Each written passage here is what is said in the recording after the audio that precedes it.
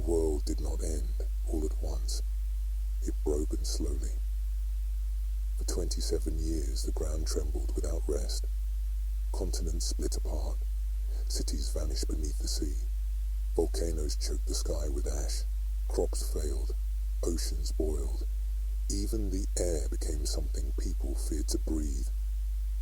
Humanity prayed, and something answered.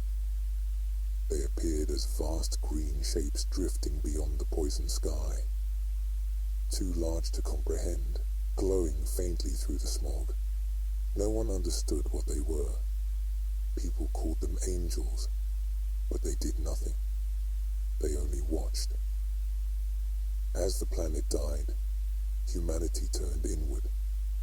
Some sealed themselves deep underground in bunkers, clinging to whatever future they could preserve.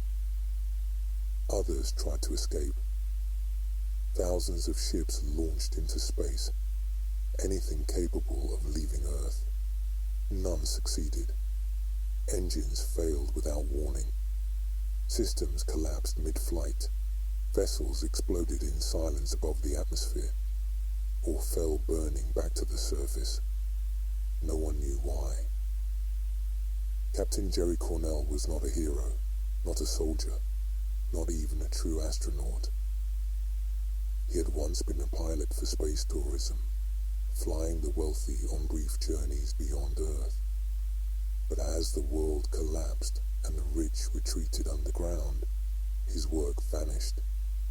In its place, he took command of a heavy industrial vessel, hauling waste into orbit to be processed by automated systems on the moon. As the end drew near, Cornell made a decision. He would not wait to die. Assisted by volunteers from his hometown, he stripped the garbage ship down, rebuilt it, filled it with everything they could carry. And these were the people that he saved. His town. 100 people survived. Teachers, mechanics, farmers, children. A town carried into the void. As their ship broke through the clouds, Earth finally gave way. The planet collapsed inward and shattered. A world reduced to drifting fragments. No one aboard the ship spoke as it happened. Cornell never forgot the silence. They survived. Years passed. The ship became their world. Old identities faded. Survival reshaped everyone.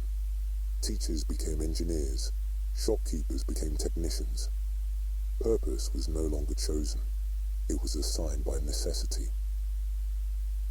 Fröhlich, eventually, they settled into orbit around Saturn, harvesting fuel from its atmosphere using crude probe vessels. Beyond their hull, the planet's rings stretched endlessly, beautiful, distant, and indifferent. And the angels followed, still watching, always watching.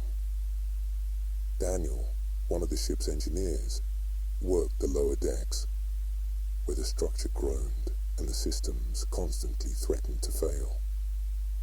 Nothing aboard had been built to last this long. During a routine repair, a rupture in the hull triggered emergency alarms.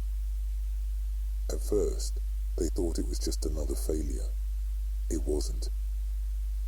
Something had breached the ship. The crew found it deep within the lower decks.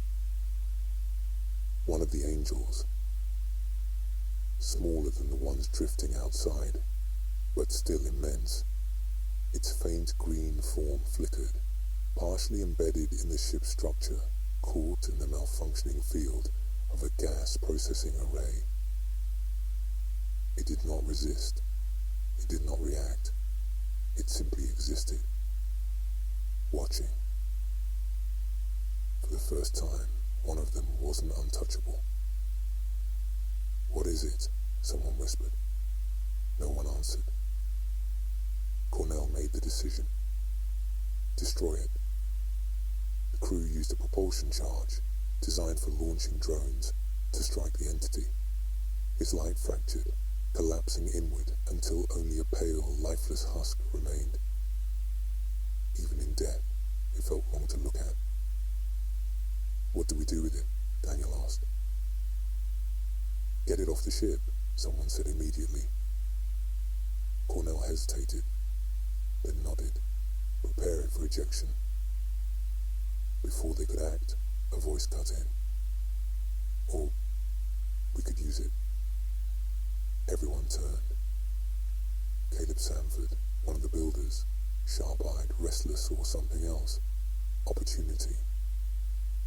These beings exist beyond known physics. They are more than mere observers. They could be a power source, a solution, perhaps even salvation. Cornell hesitated, then gave his approval.